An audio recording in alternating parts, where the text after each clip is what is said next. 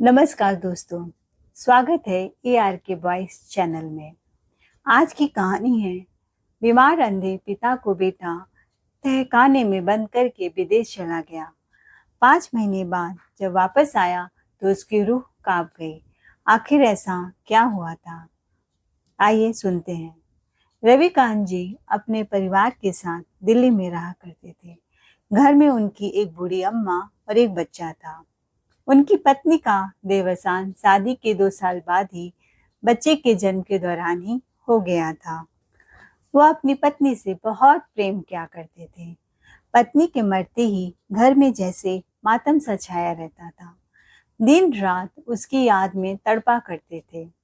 पर छोटा बच्चा सूरज, जिनकी उन्हें परवरिश करनी थी, वह उसकी तरफ ध्यान नहीं दिया करते थे। वह हर समय अपने माँ के लिए रोता रहता था। रात को जब उसे भूख लगती तो खूब चिल्ला चिल्ला कर रोता, लेकिन बगल में उसकी माँ नहीं थी जो उसको दूध पिलाती। और रविकांत जी तो अपने पत्नी की ही याद में गुमसुम रहते थे।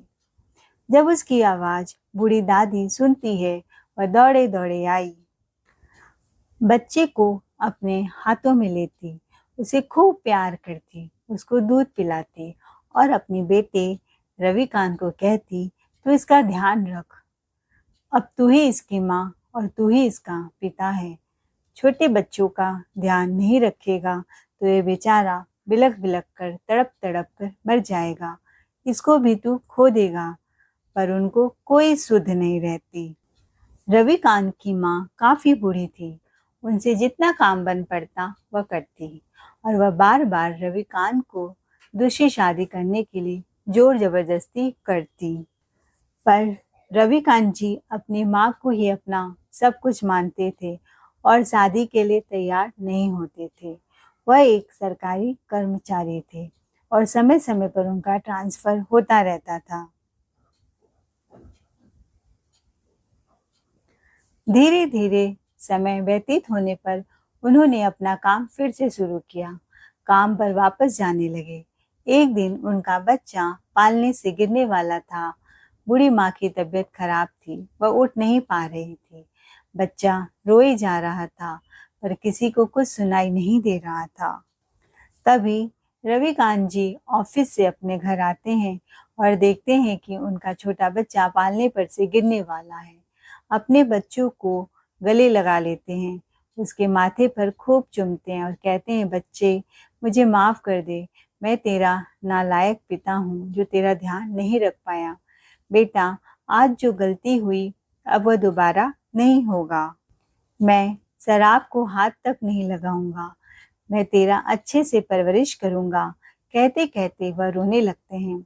बूढ़ी माँ को तसल्ली होती है कि चलो, बेटे को होश तो आया। तभी रविकांत जी की माँ बोली, "देख बेटा, आज मेरी तबीयत खराब है और यह गिरने वाला था। मैं कितने दिन और जीवित रहूंगी। इसको भी एक माँ की ज़रूरत पड़ेगी, तो शादी कर ले।" "अरे माँ, फालतू की बातें क्यों करती है तू? कहाँ जाने वाली है? तू तो मेरे साथ है ना?" बातों ही बातों में वह अपने माँ की बात को टाल देते हैं। "तुम फालतू की चिंता करती हो। माँ तो काफ़ी बूढ़ी हो गई थी और एक दिन अचानक हार्ट अटैक पड़ने के कारण उनकी मृत्यु हो गई थी।" अब रविकांत जी काफ़ी अकेले पड़ गए थे। वैसे तो उनकी एक मुँह बोली बहन थी जो दूर रहती थी, तो वह चाहकर भी कुछ नहीं कर सकती थी। अब उन्हें बच्चों को पालने पोसने में काफ़ी कठिनाइयों का सामना करना पड़ रहा था। उनका बेटा 3 साल का हो गया था। वह उसको स्कूल छोड़ने जाते तो सुबह-सुबह उठते, उसके लिए टिफ़िन बनाते हैं। कभी खाना जल जाता तो कभी स्कूल जाने में उसको देर हो जाती। वह यह सब लेकर बहुत परेशान थे। तभी उनकी एक दिन मुँह बोली बहन का फ़ोन आया। वह बोली, "भैया, तू अब शादी कर ले। ऐसे बच्चे को अकेले नहीं पाल पाएगा। घर में वो अकेला रहेगा तो तुझे भी उसकी फ़िक्र होगी। तो ऑफिस में भी काम कर नहीं पाएगा।" शादी की बात सुनकर तो वैसे भी वह पहले से परेशान हो जाते थे रविकांत जी, पर इस समय अपनी बहन का सुझाव उन्हें सही लग रहा था। उन्होंने अपने बहन से बोला, ठीक है, अच्छी लड़की देख मेरे लिए, मैं शादी कर लूंगा। उन्हें लगा, मैं अपने बच्चे के जीवन के संग खिलवाड़ कर रहा हूँ। घर में एक अच्छी संस्कारी माँ होगी तो उसका अच्छे से सारा काम हो जाएगा, अच्छे से खिलाएगी पिलाएगी, उसको खूब प्यार करेगी और शादी के लिए वो राजी हो जाते हैं। इसी समय उनका ट्रांसफर हो गया, वह दिल्ली से लखनऊ आ गए। अब वहाँ पर बच्चे के पालने में उन्हें और परेशानी होती, क्योंकि नया शहर था, वो किसी लोग को जानते भी नहीं थे। दिल्ली में तो उनके जान पहचान के काफी लोग थे, लखनऊ में कोई नहीं था। एक दिन सुबह उठते ही उनके पड़ोसी के यहाँ से रोने की तेज तेज आवाज आई। उन्होंने देखा कि उनकी पड़ोसन अपने दोनों बच्चे को पीट पीट कर उनका बुरा हाल कर रही है, खूब अत्याचार करती, उनसे रोज सुबह खाना बनवाती, स्कूल भी जाने न देती, पूरे घर का सारा काम करवाती। बच्चे जब एक रोटी से दोबारा दूसरी रोटी मांगते तो उन्हें पीट पीट कर घायल कर देती, कहती काम के न काज के, दुश्मन अनाज के, उनके साथ बुरा बर्ताव करती। तभी एक पड़ोसी ने कहा कि वह उनकी सगी माँ नहीं है, सौतेली है। यह बात सुनकर वह एकदम डर से गए और सूरज को गले लगाकर बोले, मेरे बच्चे पर कोई जाति करे मैं बर्दाश्त नहीं कर सकता। वो अपने बेटे को इस हालत में नहीं देखना चाहते थे कि कोई उसके छोटे से मासूम बच्चे की पिटाई करे। उन्होंने शादी करने का फैसला एकदम से त्याग दिया। वह बोले, मैं अकेला हूं तो क्या हुआ, मैं अपने बच्चे का परवरिश कर लूंगा। मुझे ऐसी बीवी नहीं चाहिए कि जो मेरे बच्चे को मारे पीटे। वैसे भी मैं अपनी जान से प्यारी पत्नी को खो चुका हूँ, अब उसकी आखिरी निशानी को नहीं खोना चाहता। वह इस समय एक माँ की तरह सोच रहे थे और बहुत भावुक हो गए थे। वह सूरज को स्कूल भेजकर अपने काम में निकल जाते और अपने काम से सीधा वह अपने घर आते और बच्चे के साथ दिन भर अपना टाइम व्यतीत करते। उसको कभी अकेला नहीं छोड़ते। धीरे धीरे बच्चा बड़ा होने लगा। वह भी पढ़ लिख कर एक अमीर आदमी बन गया और एक मल्टीनेशनल कंपनी में काम करने लग गया। सूरज ने अपने लिए एक लड़की पसंद कर ली थी। वह उसके कंपनी में ही जॉब करती थी। उसका नाम था पायल। पायल एक पढ़ी लिखी मॉडर्न लड़की थी, थोड़ी नकचड़ी स्वभाव की थी, पर रविकांत जी को तो हाँ करना ही था, क्योंकि वह उनकी बेटे की पसंद थी। उनके हाँ करते ही दोनों की शादी धूमधाम से हो गई और पायल रविकांत जी के घर आ गई। वह हर समय छोटी छोटी बातों पर किचकिच करती, बहुत ऊंची आवाज में बात करती। कभी कभी रविकांत जी भी डर जाते, लेकिन रविकांत जी सोचते, छोटी है, अभी बच्ची है, इससे ज्यादा उसकी बातों पर गौर नहीं करते थे। पायल को घूमना पसंद था। वह आए दिन सूरज के साथ विदेश में घूमा करती थी। वह उसका शौक था और सूरज जी को भी कंपनी 6-6 महीने में विदेश भेज दिया करती थी। अपने काम के लिए जब भी वह विदेश जाता तो पायल भी उसके साथ जाती। ऐसे उनकी लाइफ बहुत अच्छे से गुजर रही थी। सब आपस में बहुत प्यार से मिलजुल कर रहा करते थे। घर में कलह नहीं था। उनका परिवार खुशी से जीवन गुजार ही रहा था कि किसी को उनकी बुरी नजर लग गई। रविकांत जी अब बूढ़े हो गए थे और काफी कमजोर होते जा रहे थे। उनको भी कम दिखाई देता था। तभी एक दिन अचानक पायल से खाना बनाते समय तेल गिर गया था और वहां पर सफाई नहीं हुआ था। रविकांत जी का पैर पड़ा और वह फिसल गए। पास में सीढ़ी था, पूरे सीढ़ी से गिरते चले गए और उनके माथे पर बहुत भयंकर चोट लग गई थी। आनन फानन में उनको जल्दी से हॉस्पिटल में एडमिट कराया गया। 2 दिन तक वह बिल्कुल बेहोश थे, उनको होश नहीं था। जब होश आया तो उनकी आंख की रोशनी जा चुकी थी और वह कुछ बोल भी नहीं पा रहे थे, या यूं कहे तो उनकी आवाज भी चली गई थी। उनको यह देखकर बहुत बड़ा सदमा लगा, बहुत झटका लगा। उनकी आंखों से आंसू रुकने का नाम नहीं ले रहे थे। वह रोए जा रहे थे कि भगवान, यह क्या हो गया, अब बुढ़ापा कैसे कटेगा। तभी उनके बेटे सूरज बोला पिताजी, आप मत घबराइए, हम बेटे बहू मिलकर आपकी सेवा कर लेंगे। लेकिन यूँ कहते हैं ना कि जब किसी को रोग हो जाता है तो आदमी 2-4 दिन की सेवा करता है, फिर वह उससे ऊबने लगता है और घृणा करने लग जाता है। अनदेखा करके उसके पास भी आता नहीं है। बहुत कम लोग ऐसे होते हैं जो निस्वार्थ भाव से मरते दम तक सेवा करते हैं। अब उस बेटे ने तो वादा कर लिया, लेकिन निभाए तब ना। रविकांत जी को उनके घर लाया जाता है। अब धीरे धीरे 2-4 दिन बीत जाते हैं। उनकी बहू बेटे मिलकर सेवा करते। धीरे धीरे बहू का मन उनकी सेवा से उबने लगता है। वह बार बार कभी दवाई दो, खाना दो, बाथरूम ले जाओ, यह सब करते करते उब गई थी कि अचानक से उसके ससुर का एक पैर भी फ्रैक्चर हो गया। दरअसल रविकांत जी ने सोचा कि बहू को क्या बार बार आवाज दे। बाथरूम खुद जाने लगते हैं और दिखाई न देने के कारण वह गिर जाते हैं। यह देखकर पायल ने चीखना चिल्लाना शुरू कर दिया। अब वह बेड में ही शौच करते। उनका मैला कुचैला साफ करते करते वह पैर पटकने लगी। उसे घृणा होने लगी। उनके पास जाना ही छोड़ दिया। धीरे धीरे पायल ने ससुर की सेवा करना बंद कर दिया और सारी जिम्मेदारी अपने नौकर को दे दिया था। जब सूरज घर आता तो उसका जीना दुश्वार कर देती। तुम्हारे बाप को तो क्या बताऊं, अपने पैर की हड्डी भी तोड़वा कर बैठ गए। शिकायत का पुल बांधने लग जाती। सारा दिन नौकर उनका काम करता है, मेरा काम क्या खाक करेगा। अपनी पत्नी की बातों से सूरज भी तंग आ चुका था। वह भी अपने पिता की सेवा करके उनका मैला साफ कर करके परेशान हो चुका था। रविकांत जी को अपने हालात पर रोना आ रहा था। उन्होंने सोचा था कि मेरे बेटे बहू मेरी खूब सेवा करेंगे, लेकिन होता कुछ और है। अब तो बेटे बहू को रविकांत जी बोझ लगने लगे थे। एक कचरे की भांति लगने लगे।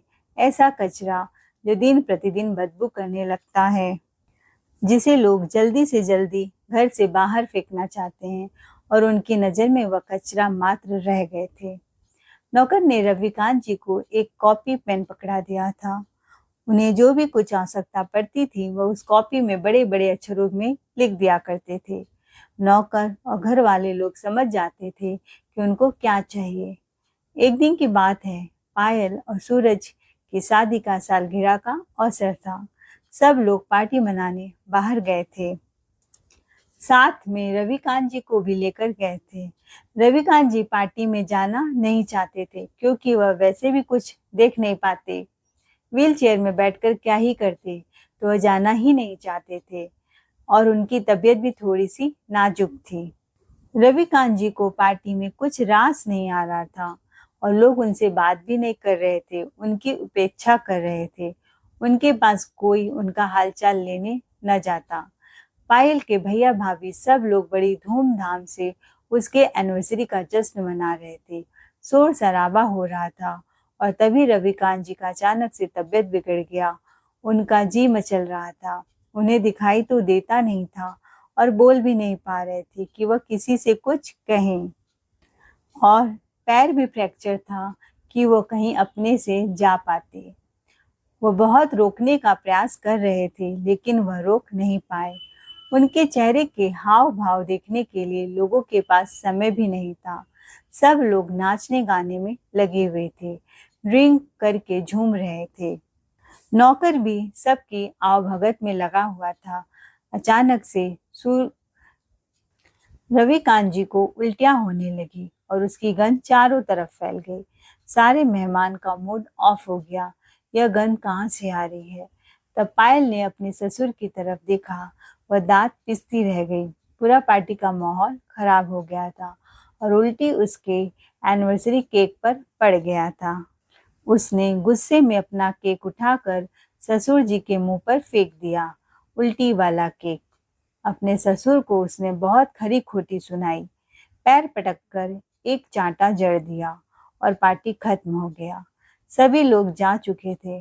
पायल और सूरज अपने घर आ गए थे, और उन्हें बाथरूम में ले जाकर पायल ने पटक दिया और अपने नौकरों से कहने लगी, इनकी गंदगी को साफ कर दो। और सूरज को फिर से ताना कसने में कोई भी कसर नहीं छोड़ा। रविकांत जी को दिखाई तो नहीं देता था, लेकिन पायल की बातों से आभास हो जाता था कि वह उन्हें बोझ समझने लगे हैं। वह बार बार भगवान से अपने मरने की प्रार्थना करती। पायल अपने पति सूरज को भला बुरा कहने लगी कि तुम्हारा बाप हमारा जीना मुश्किल कर दिया है। इतनी मेहमानों के बीच उसकी बेइज्जती हो गई। अब तो खुशियां मनाना ही दूभर हो गया है। उनकी वजह से हम भी अपना जीवन ठीक से जी नहीं पा रहे हैं। इस बूढ़े की गंदगी दिन रात दिखनी पड़ती है। अब सूरज भी अपने पिता के साथ दुर्व्यवहार करने लगा, उन्हें खरी खोटी सुनाने लगा। वह भी अब बदल गया। बेचारा नौकर ही रविकांत जी की सेवा करता, उन्हें तेल लगाता, खाना खिलाता। उनके बेटे से तो अच्छा नौकर था जो सूरज जी का सेवा कर रहा था, सिर्फ इसलिए कि उसे पैसे मिल रहे हैं। बेचारा गरीब था। रविकांत जी ने अपने बेटे को तो पूरी संपत्ति दे डाली थी, फिर भी बेटा उन्हें अब बोझ समझने लगा था। पूरा दौलत, पूरा सुख दे दिया, उसकी हर एक इच्छा पूरी की। एक माँ बनकर दिन भर भागते दौड़ते रहे, एक पल के लिए चैन से नहीं रहे। पूरी जिंदगी अपने बेटे के नाम कर दी थी। अपने कलेजे के टुकड़े को हमेशा अपने सीने से लगाकर रखा था। उसी के लिए तो विवाह भी नहीं किया था। आज वही बेटा अपने पिता को कुछ नहीं समझ रहा था। इसी प्रकार रात बीत जाती है सोचते सोचते। सुबह होती है। सुबह का माहौल कुछ ठीक नहीं था। घर में बहू ने मातम मनाना शुरू कर दिया, मानो कोई मर गया हो। और इसी तरह 4 दिन बीत जाते हैं। तभी उसकी कंपनी उसको विदेश भेजने के लिए लेटर देती है, और इस बार उसे विदेश 2-4 महीना के लिए नहीं, परमानेंट भेजा जाता है, और उसकी जहाँ पर तनख्वाह बहुत ज़्यादा होती है। सूरज ये लेटर पढ़कर बहुत खुश हो जाता है। उसकी पत्नी भी खुश हो जाती है और बोलती है, चलो इस बूढ़े से छुटकारा भी मिलेगा। दोनों बड़े ही जोरों शोरों से अपनी तैयारी करने लगे थे। 15-20 दिन में उनका वीजा तैयार हो जाता है। वो अपनी पत्नी के साथ सभी सामानों को समेटकर घर के कमरों में ताला लगाकर चाबी अपने पास रखता है, लेकर पिता के रूम की चाबी नौकर को दे देता है। बाकी रूम में ताला लगा देता है। रूम के पास ही एक तहखाना था, उस पर ताला लगाना भूल जाता है। वहां अंदर जाने पर तहखाना अपने आप ही लॉक हो जाता था। बस एक पिता का रूम और किचन खुला रहता था। वह अपने नौकर को जाते समय निर्देश दे गया था कि वह उसके पिता की अच्छी तरह से देखभाल करे। तुम्हें कोई दिक्कत नहीं होगी, वह पैसे नौकर के अकाउंट में विदेश से डालता रहेगा, ऐसा उसने अपने नौकर से बोला। तुम बाबूजी का ध्यान रखना, उनका समय समय पर खिलाना, पिलाना, देखभाल करना। अब सूरज अपनी सारी जिम्मेदारी अपने नौकर के मत्थे छोड़कर अपनी पत्नी के साथ अपने सामान को लेकर हंसी खुशी एयरपोर्ट की तरफ रवाना हो जाता है और विदेश चला जाता है। यहाँ बस रह जाते हैं तो सिर्फ नौकर और रविकांत जी। नौकर एक अच्छे सेवक की तरह अपने मालिक की सेवा करने लगता। उसे वैसे तो किसी चीज की कमी नहीं थी। सूरज भी नौकर की सेवा से बहुत प्रभावित था, और रविकांत जी तो पहले से ही खुश थे। वह पेन से लिखकर कभी दवा मांगते, कभी खाना मांगते। वह समय समय पर पढ़ पढ़कर दे देता था। वैसे तो नौकर को रविकांत जी का सारा रूटीन पता था, फिर भी रविकांत जी को लिखने की आदत हो गई थी। ऐसे ही नौकर और रविकांत जी अपना दिन व्यतीत करने लगे। काफी रात हो गई थी। नौकर ने देखा रविकांत जी की जरूरत की दवाई खत्म हो गई है। उसने सोचा रविकांत जी सो रहे हैं, तब से मैं उनका दवा लेकर आता हूँ, और वह दवा लेने चला गया। तभी होनी को कुछ और ही मंजूर था। उसको एक गाड़ी जो बहुत तेज स्पीड से आ रही थी टक्कर मार दी, और वह घसीटता हुआ फेंका गया। उसके सर से बहुत खून बह गया था। नौकर के माथा फट गया था। रात भर सड़क के किनारे लहूलुहान पड़ा हुआ था। सुबह जब कुछ स्थानीय लोगों ने देखा तो उसे हॉस्पिटल में एडमिट कराया। नौकर रविकांत जी के घर की चाबी अपने साथ लेकर गया हुआ था। रविकांत जी घर में अकेले बंद थे। वह चीखने की कोशिश करते, पर वह चीख न पाए। वह बार बार दरवाजा पीटते, किसी को सुनाई नहीं देता। आसपास के लोगों को उनसे कोई मतलब नहीं था। बेचारे रविकांत जी भूखे प्यासे से 10 दिन तक तड़पते रहे। वह चलते चलते तहखाने के कमरे में घुस गए थे और तहखाना अंदर से अपने आप लॉक हो गया था और तहखाने से दरवाजा पीटने की आवाज भी सुनाई नहीं दे रही थी। चीखते चीखते रविकांत जी वहीं बेहोश हो गए थे। नौकर को जब होश आया तो उसे कुछ याद नहीं था। डॉक्टर ने जवाब दिया कि आपकी याददाश्त जा चुकी है और उसे डिस्चार्ज कर देते हैं। नौकर को कहाँ जाना था, कोई सुध नहीं था। वह इधर उधर भटकता और उधर रविकांत जी को जब होश आता है तो रोए जा रहे थे, अपने नसीब को कोसे जा रहे थे। रोते रोते उनकी मृत्यु हो जाती है। बेचारे रविकांत जी स्वर्ग सिधार गए थे और किसी को कुछ पता नहीं था। इस घटना के 5 महीने बाद सूरज अपने नौकर को बार बार फोन लगाता है, लेकिन नौकर से कोई जवाब नहीं मिलता। उसका फोन स्विच ऑफ बताता। तब वह से दौड़ा दौड़ा आता है और अपने घर में ताला लगा हुआ पाता है। घर उसे कुछ वीरान और पूरे घर में धूल जमा हुआ था। नौकर भी उसे कहीं दिखाई नहीं देता। नौकर भी कहीं चला गया था। किसी को कुछ पता नहीं था कि नौकर कहाँ गया है। वह एक बड़ा पत्थर लेकर ताला तोड़ता है। पिताजी के रूम में घुसता है। पिताजी उसको रूम में नहीं मिलते। तब वह सारे रूम की तलाशी लेते लेते तहखाने तक पहुंच जाता है। वहां से उसे दुर्गंध आती है। तहखाने का बंद दरवाजा तोड़ता है तो अंदर देखकर उसकी रूह कांप जाती है। उसके पैरों तले जमीन खिसक जाती है और बाबूजी की लाश की जगह एक कंकाल पड़ा हुआ था। जैसे लग रहा था कि कंकाल अपने बेटे की प्रतीक्षा कर रहा है। और पिताजी की कॉपी पेन वहीं पड़ी थी। कॉपी में धूल जमा था। उसने कॉपी को साफ किया, जिसमें लिखा था टेढ़े अक्षरों में, जा रहा हूँ बेटा बहू, हमेशा के लिए अलविदा, खुश रहो। यह पढ़कर तेज तेज से चीखने लगता है, बाबूजी वापस आ जाइए, मुझे बहुत बड़ी मुझसे गलती हो गई। धिक्कार है मुझको। ऐसी नौकरी, ऐसी सैलरी का क्या फायदा जब मैं अपने पिताजी की सेवा नहीं कर पाया। दहाड़े मार मार कर रोने लगता है कि ऐसी नौकरी का क्या फायदा जिसने मेरे पिताजी की जीवन ही ले ली। अपने बेटे होने पर शर्मिंदा होता है कि मैं अपने पिता का अंतिम संस्कार भी नहीं कर पाया।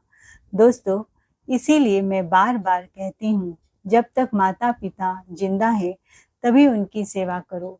मरने के बाद केवल पछतावे का आंसू ही रह जाएगा आपके पास और आप कुछ भी नहीं कर पाओगे। जैसे सूरज माथा पीट पीट कर रोए जा रहा था, पर उसके हाथ कुछ नहीं लगा। बाद में पछतावे का कोई फायदा नहीं है। अगर आपको कहानी अच्छी लगी हो तो चैनल को लाइक, शेयर, सब्सक्राइब करें। आपका एक सब्सक्राइब हमको नई प्रेरणा देता है। दोस्तों, आपकी क्या राय है? क्या सूरज ने विदेश जाकर अच्छा किया? कमेंट में अपनी राय जरूर बताएं। कहानी सुनने के लिए दिल से बहुत बहुत आभार।